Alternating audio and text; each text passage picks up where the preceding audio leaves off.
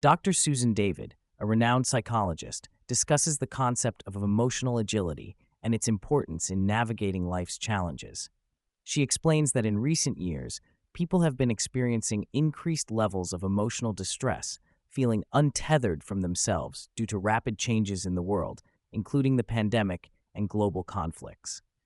Dr. David emphasizes that humans are not typically taught how to effectively manage emotions, leading to difficulties in coping with a world that feels out of control. Dr. David clarifies that emotions serve a crucial purpose in helping us adapt to the world around us. She argues against the common misconception that emotions are weak, feminine, or bad, stating that this perspective leads to unhealthy emotional suppression. Instead, she advocates for viewing emotions as normal, human, and beautiful. Dr. David explains that emotions provide valuable data about our needs and values, helping us understand and navigate our environment more effectively.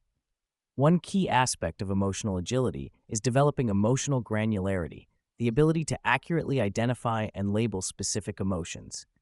Dr. David illustrates this concept by contrasting general terms like stress with more precise descriptions such as disappointment or feeling unsupported. She explains that using more accurate labels helps individuals understand the cause of their emotions and develop what psychologists call readiness potential, which moves them towards addressing the underlying issues. Dr. David introduces the concept of gentle acceptance, which involves acknowledging and accepting all emotions without judgment. This approach differs from passive resignation and instead allows individuals to create space between themselves and their emotions. By doing so, people can access their inner wisdom and make more intentional choices about how to respond to situations. An important technique in emotional agility is linguistic separation. Dr. David suggests using phrases like, "I'm noticing that I'm feeling sad," instead of "I am sad." This subtle shift in language helps individuals recognize that they are not defined by their emotions, but rather experiencing them as a part of their broader self. She emphasizes that people own their emotions, but their emotions don't own them. Dr. David addresses the challenge of separating one's own emotions from those of others, particularly in parent-child relationships or other close connections. She advises against trying to control or fix others' emotions, as this can lead to unhealthy display rules and emotional suppression. Instead, she recommends validating emotions and helping others, especially children, learn to regulate their feelings by allowing them to experience and process a full range of emotions. Dr. David discusses common emotional pitfalls, including bottling, suppressing emotions, and brooding, getting stuck in difficult emotions. She also warns against co-brooding, where people reinforce each other's negative emotions without moving towards resolution. Instead, she encourages focusing on the function of emotions and the needs or values they may be signaling. When dealing with emotionally charged situations in relationships, Dr. David emphasizes the importance of compassion and understanding. She suggests looking beyond surface-level behaviors to identify the underlying emotions and needs driving them.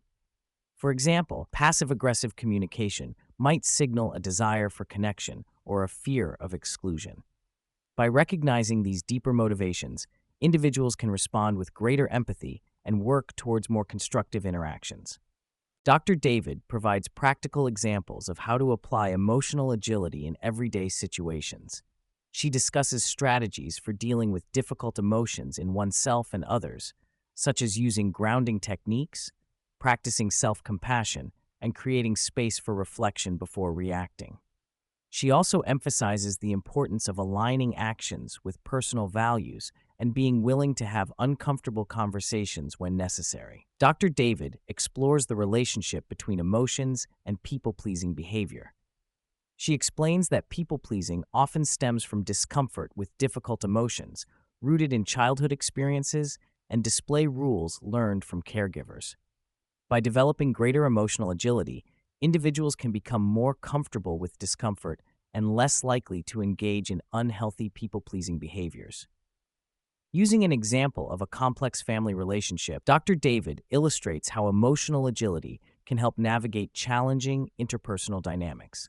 She advises against forced positivity and instead recommends exploring the specific emotions and underlying causes of discomfort. By understanding the root of emotional reactions, individuals can make more intentional choices about how to respond and maintain healthy boundaries. Dr. David emphasizes that discomfort is an essential part of a meaningful life, stating that discomfort is the price of admission to a meaningful life. She argues against the pursuit of a stress-free existence, describing it as a dead person's goal. Instead, she encourages embracing discomfort as a necessary component of personal growth, meaningful relationships, and achieving important life goals. Throughout the conversation, Dr. David highlights various skills that contribute to emotional agility. These include 1. Recognizing and accepting all emotions without judgment. 2. Developing greater emotional granularity.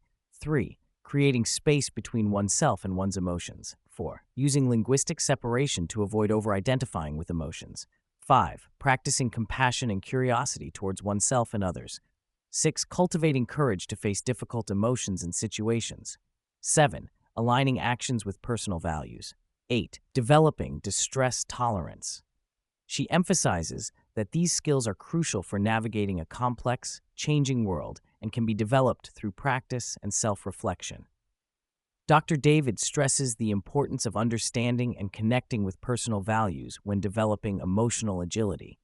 She explains that by knowing what one stands for and cares about, individuals can make more intentional choices and respond to situations in ways that align with their core beliefs. This connection to values provides a sense of grounding and direction, even in the face of challenging emotions or circumstances. Addressing issues of insecurity and territoriality in relationships, Dr. David suggests that these feelings often stem from a lack of groundedness in oneself. She encourages individuals to keep their eyes on their own work. By focusing on personal growth, self-compassion, and understanding their own values.